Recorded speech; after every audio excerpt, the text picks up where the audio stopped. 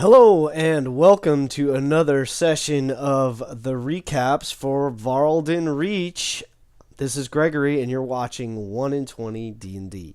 Now, this is a 5e D&D campaign that I am a player in each week, and this is kind of my sort of pseudo diary, campaign diary slash reaction to and summary of the events from our most recent session. Any of you that have been watching these videos all along will understand that, of course. And, well, here we go. Session 14 really was another session where there was a whole lot of role-playing, and there was a lot that we accomplished in that sense, and there was very little that we, let's say, we did.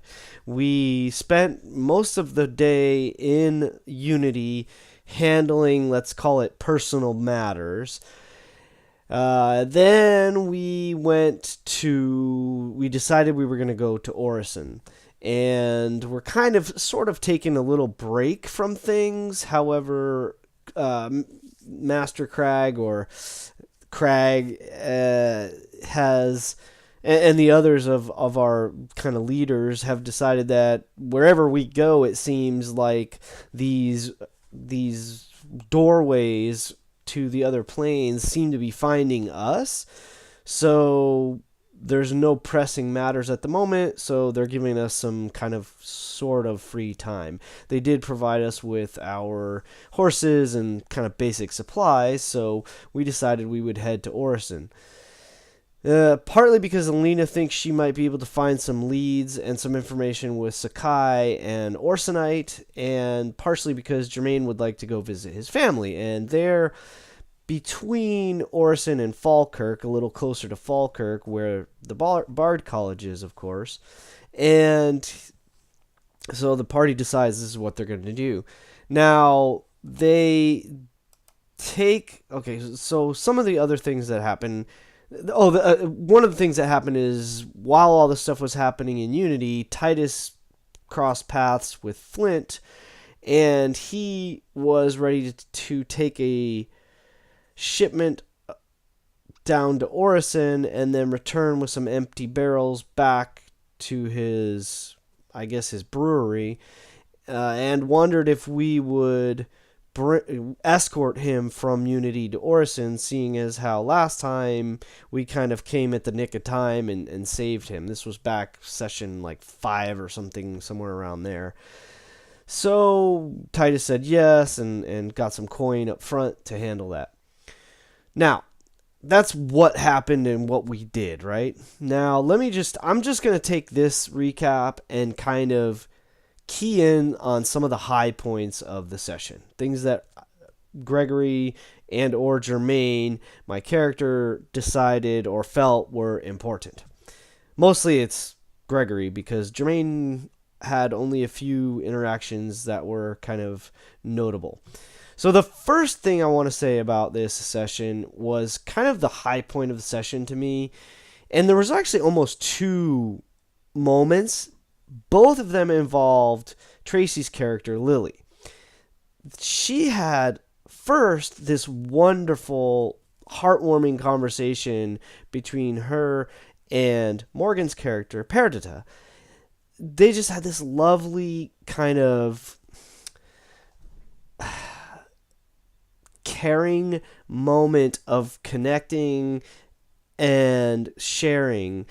And it was just awesome role-playing. Lily kind of opened up. Lily is starting to trust Perdita, and what happened is Perdita went to check in on Lily at night, the night before we left for Orison, when we were all kind of in the unit house.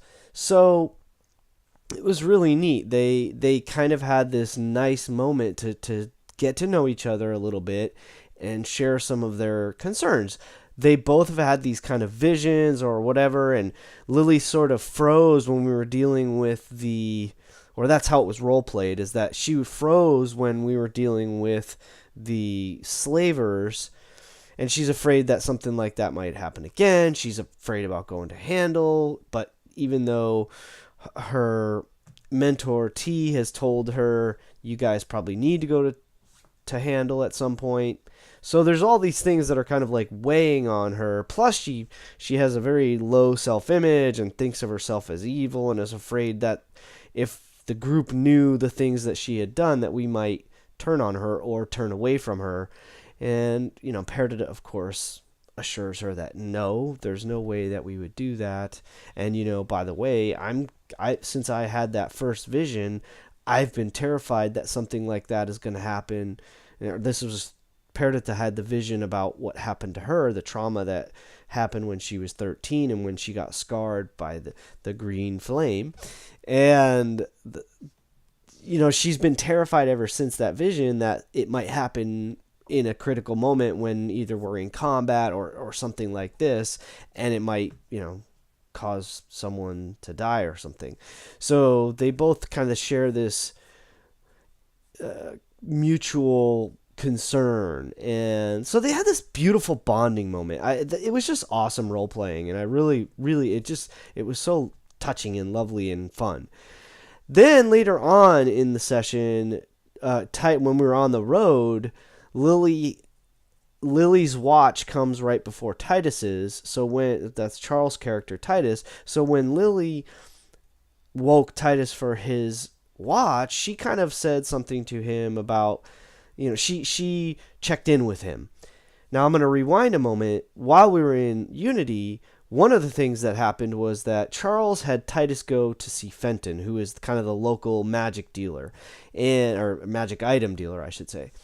He went to Fenton's to try. He had heard, his character had heard about items that would help you not need to sleep.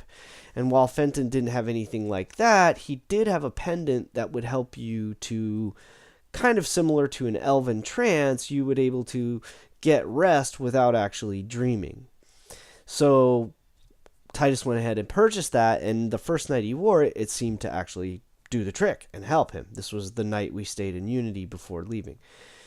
On the road, it was continuing to help him, and that night, this was the second night, I believe, on the road, Lily woke him up and talked to him and said, "How are you doing?" And again, they had this kind of beautiful bonding moment of like, Titus had mentioned when we dealt with the slavers, he kind of admitted that he had been a slave. Now, he was kind of fortunate in that he was, as a slave, taken to a mercenary group. And so he kind of got lucky. He didn't have it so bad as some slaves might.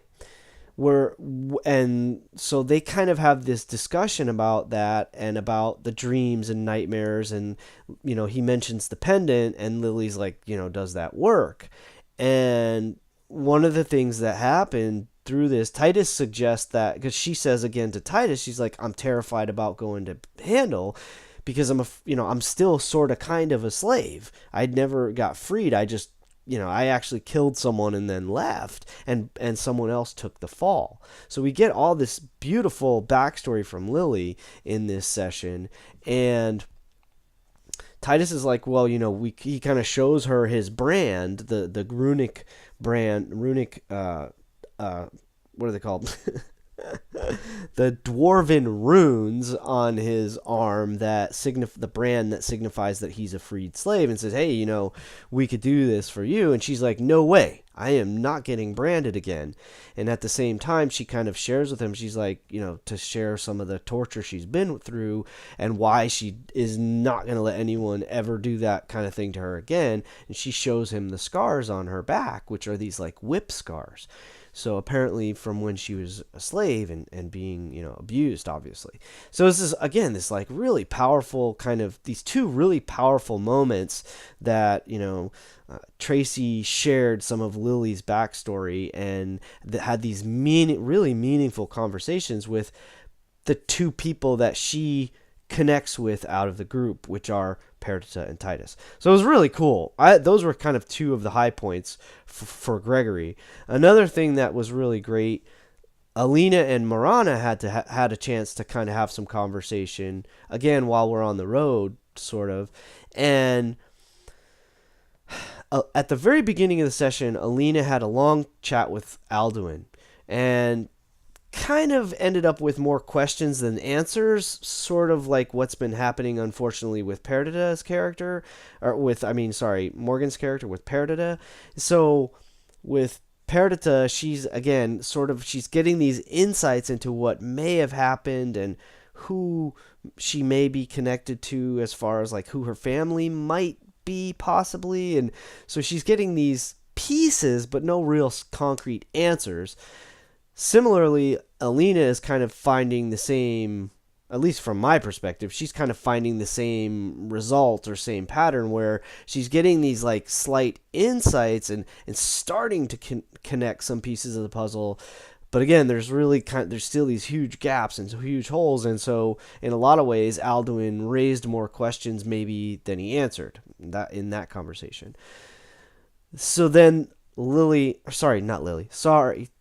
then Alina and Marana get to have this kind of conversation as, they bond again as sisters of like, look, here's what's been going on and why I've been kind of out of sorts. This is Alina. And they basically are saying like, we're supposed to be a team. We should be a team. We should be looking out for each other. And they kind of admit, or Alina admits or whatever, that it's been an unbalanced team, so to speak. Alina's always felt like she had to protect Marana and look out for Marana. And they basically just kind of like each are saying to the other, like, look, I really want to be there for you. And I know this is crazy and we're going to, Alina's like, I'll try to be more forthcoming and stuff. So it was really nice to see the sisters kind of like smooth things over a little bit. Of course, back in the last session 13, they kind of had this major blow up where they were both just like, almost going at each other. Again, in the last session, Jermaine was kind of like, holy crap, am I going to have to get in between these two? And so after that kind of blow up from last session, it was nice that they were able to sort of, smooth things over, hash things out a little bit, and so forth. And one of the fun things that happened two kind of fun things happened for Jermaine. I got to share a little bit more of my backstory for him. And so Perdita and Lily, let me say it differently. Lily had this idea of putting together a care package for the orphans in Vilson. This goes back to the very first mission and assignment we had. So she wants to put together this care package, and she kind of asked Perdita, hey, do you think some of the pastries your mom makes might make it for the trip to Vilson? And so Perdita and Jermaine decide they're going to help Lily get some candies and some treats to make this nice care package for the orphans. So Perdita, at one point during their conversation, or his conversation with her, says something to the effect of like, hey, you still owe me a story. And he's like, okay, yeah, how about tonight? So when we're all back at the unit house, he does in fact share a story. Now the funny thing is, when Titus tells the group about Flint asking them to kind of like guard his caravan on their way to Orison, Lily, or the group, kind of asks, especially Lily, kind of asks Titus, like, are you okay with that? Or, like, maybe we need to get out of... And he says, no. Lily says, are you okay? Are you going to be okay with that, being around the alcohol? And he's like, hey, if I can be in this house where we have these kegs of alcohol, I'll be fine on the road. I've been okay. I'm going to be okay. And, Lily and some of the others are like, well, we can get rid of the alcohol. And he says, you guys don't need to change for me. That's ridiculous. Well...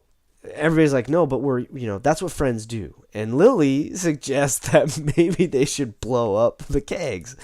To which Jermaine is like, that's probably not going to work. Alcohol will burn maybe, but ale doesn't burn so well. So it gives him this opportunity. They're like, how do you know that? And it gives him this opportunity to share one of his stories from being in the army, and basically his last command, or his only command, really, his only real official command, but his last station, or whatever you want to call it, he was commanding some men and women, and it was kind of a fairly good, like a regiment or whatever you want to call it, of men and women, and an outpost. He was commanding an outpost, and they were all misfits. They were all like criminals and goofballs and screw-ups and whatever. And so he didn't know it when he got the position, but then when they promoted him to captain, and then short time later they gave him this position, he's like, what the hell did I do to get out here, of course. Again, this is some of his story. He says, yeah, one of the things that these geniuses tried to do was blow up some of our kegs. And, we rely on the kegs to drink because, water's not always the best thing to drink at the end of a hard day. And they tried because they found some alchemist fire and thought, oh, wouldn't this be fun to blow up the kegs of ale? But really all they did was get everything completely soaked. All the tents around the area where they tried to blow up these kegs completely soaked, and end up picking splinters out of themselves for the next couple days. So he's like, blowing up ale is probably not going to do that well. And then he said, those guys were terrible, insubordinate fools, not anything like my first, unit, the first group of soldiers that I was stationed with, and they were really respectable, amazing people. And a lot of them a lot of them died in service in one of the battles, and he kind of got a little melancholy and needed to kind of change the subject. So he's like, yeah, okay, well, maybe can I play some music for you guys? How about we lighten the mood a little bit? So that was kind of a fun moment for me to share some of Jermaine's backstory. Another moment happened that I really enjoyed with Jermaine, which was that second night on the road, kind of like everything happened on the second night, which is kind of funny. That is kind of how life goes, right? So Perdita approached Jermaine and wanted to kind of chat with him for a minute and share that she had spoken with Alduin while we were still in town. And not only that, more importantly, while we were at the luncheon with Marasan and the other leaders of Octair, she had noticed kind of this look between Marasan and Thane when Perdita had handed the pendant up to Marasan. And she doesn't really know what it means, but she's afraid that they know something that they're not telling her. And so Jermaine, and she also shares some of the research that she had found, and so they have this nice conversation. And it kind of gets a little bit like, it's kind of like she's getting a little frustrated, or he's getting a little frustrated, or whatever. And so kind of to sort of lighten the mood a little bit, because she's trying to deal with what's going on and processing all this heavy stuff. And like he says at one point, she found out some information about the elder and his two sons, and one of the sons, the younger son's name is Thane, and we're like putting one and one together to make two, and saying, this must be Thane, this must be our commander, that must be him. So, and if it is, does that possibly mean that Thane is Perdita's father or something? I mean, so there's all these weird layers, and Jermaine's like, well, okay, this is getting a little, we're getting a little too heady into this. Maybe what we need to do is maybe you need to kind of like, let's put it out of your mind a little bit. Let it go for a couple days and start fresh maybe. And he's like, by the way, we're going to go see my parents in a couple days, and I can't wait for you to meet them. So he gets the chance. He's like, oh yeah, you haven't really told much about them. She said that to Jermaine. And so he gets to tell Perdita a little bit, like, he's like, oh, he said, oh, I can't wait to get my hands in the dirt again. And then he kind of realizes, like, oh, I guess I really haven't told you much about my parents, huh? I grew up on a farm. And, we kind of supported my uncle, who's this loot maker. I said, my family, my family, the tradition is that we've had this shop in Falkirk where we're luthiers. We make loots. And my father didn't really want to do it. He wanted to be a farmer. And luckily, my uncle took over the business. And that reminds him of being in the Bard College. And she's like, oh, we got to go to the Bard College. And so it was this really fun, cute conversation they had, and it was just exciting again for me as a character. So the last thing I want to really touch on in this, because again there were some other little minor things that happened, but there was one more really major thing that went down that I think was the most important thing to discuss in the end was that the morning before we got to, or the morning before the morning we got to Orison, I don't remember, whatever, the second night and then the morning after, I'm losing track of the timetable, I apologize. That morning, Titus gets up, gets right in Marana's face, and he had picked up, while we were in Unity, like a signal whistle, and or a drill whistle. And he gets like right in her face. She's still asleep, and he blows a whistle in her face. And he's like, "All right, recruit, get up, get out. It's time to drill." And Ku freaks out, claws him across the face. Marana is like, she like wakes up from sleep and like hauls off and tries to hit him with her blade bow. Jermaine's like, "What the hell are you doing, Titus?" Alina, everybody wakes up, and Titus is, because Marana had stopped sparring with him, he's trying to like inspire her to get back into sparring with him every morning. And Jermaine's freaking out. He's like ready to go, I don't know, to go like drop Titus or something. I mean, he's just afraid that these two, like, they're going to kill each other. Alina wakes up. She's similarly like, holy crap, they're going to kill each other, because she cares about both of them. And she literally gets in between the two of them. Because Marana got so freaked out when she woke up, her wings come out. So she like slips out of Titus's grasp, because he tried to like lift her up out of her bedroll, and she slips out of his grasp with her wings out, and she's like fluttering up in the air, a few feet up in the air. And it's like she finally kind of comes to coherence, is like realizing what's going down, and like calms herself, and then like floats back down to the ground, like takes another breath, like says to Titus, like, "Don't ever wake me up like that again," and then kind of goes off and like to get clear her head. So Jermaine is like what the heck was that? What, are you crazy? Are you trying to give us all a heart attack? What are you doing? and Titus is like apologetic. He's like, "Damn it, I thought that would go differently, and well, damn, I'm gonna have to pay." And he says to Alina, like, "I guess I'm gonna pay for that one." Actually, he said that to her later. So everybody was like on edge from that.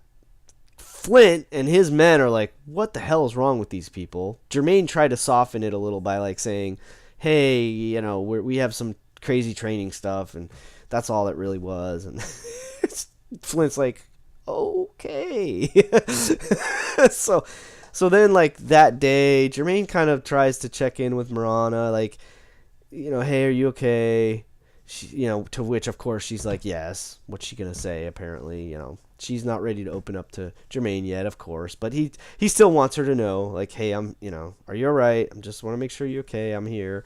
And then at the same time, he actually later that day, because Alina was kind of like, she was kind of in a space, in a funk too. She goes and, because she had a conversation with Marana too about the journals and stuff. So that was the same night that the two of them had bonded, right? The next morning, that's when Titus does this thing. And so Alina's now in a funk again a little bit. So like kind of around lunchtime, maybe everybody's starting to relax a little bit. And Jermaine approaches Alina and is like, you know, "Is Titus okay? You know, is everything all right with him? That was kind of weird." And she's like, "No, he means well." And Jermaine, to which of course Jermaine agrees, like, "Yeah, I'm sure he does, but that was a little intense." And I don't, you know, well, because, you know, Jermaine had a few words with Titus as like at the, you know, he's like, Titus said something to Jermaine about like, you know, that's what, you know, you've had to command men, you know what it's like when you have recruits and you need to deal with, you've instructed. I'm like, "Yeah, but and Marana's not a recruit. She's our equal, dude. She's your equal. This is weird, you know?" So he asks, so he's talking to Alina, and she's like, you know, "He's got good intentions." Jermaine's like, "Yeah, I get that. maybe you could talk to him and make sure, everything's cool. So, to which she kind of reluctantly is like, yeah, or not reluctantly, but she's like, yeah, sure. And then that night when Titus, because Jermaine relieves Titus, Jermaine has the last watch. When Titus wakes up Jermaine, Titus actually had something weird happen on his last watch before we got to Orson. This wagon went by, and he sees this wagon with these like large barrels, and it's covered with a canvas or tarp or something. There's like there's two people up in the front driving. There's like 4 men on the corners with crossbows, or 4 individuals, and there's 2 up in front riding on horseback. And they're all kind of like cloaked and hooded and whatnot. And at one point, a couple of them look over, and they have these like white masks with these eye slits or something like this. It's kind of like this eerie image, and they kind of ride on by us. And Titus is like, he doesn't want to leave the group, but at the same time he's curious, like what that was about. He lets it pass, and then he wakes up Jermaine. He doesn't say anything to anyone, so none of us know this happened. But when he wakes up Jermaine kind of sort of tries to check in with him, and is like, hey man, everything okay? He's like, you kind of scared the hell out of us yesterday. And Titus has said, he's like, yes, I misjudged the situation, and it won't happen again, or something like that. And I don't remember exactly when it happened, but the point being, they did have a little bit of an exchange. And again, Jermaine kind of just says, hey, we're all equals here, man, and we got to help each other, but let's kind of try not to scare the hell out of me again. That's basically what it comes down to. Jermaine is just like, dude, that scared the shit out of me, man. Please don't do that again. So, anyway, that was the most intense thing that happened in the session. That was wild, that whole thing. Again, I said it to Charles during one of our little breaks.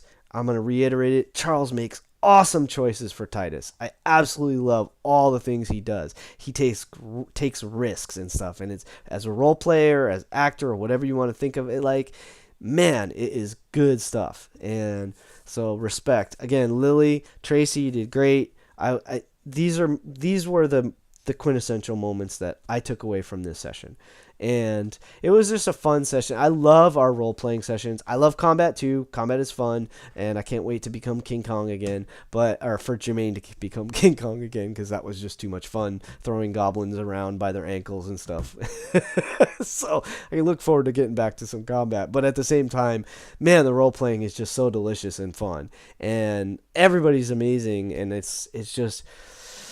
And kudos to Mark for kind of providing the space, and everybody gets these little moments to shine. So yeah, it was a fantastic session all around. And now we're getting into Orson, and I'm excited for Jermaine to get to introduce his new friends, his new companions to his parents, and see the farm, and maybe we'll go to Falkirk, and that would be fun too. The Bard College and all that craziness. But who knows? We're in Orson. What might happen here? We have a Rakshasa from way back when that probably has a price on our heads or something like that. So, and we're back in his home turf. So, whew, Orson. Let's see what happens next week, huh? Hey, thanks for tuning in. I hope I didn't get too crazy and off track there. That was a little convoluted and not so linear. I try to do things a little more linear, but this time it was more like, let's focus on some high points. And anyway, thanks for tuning in.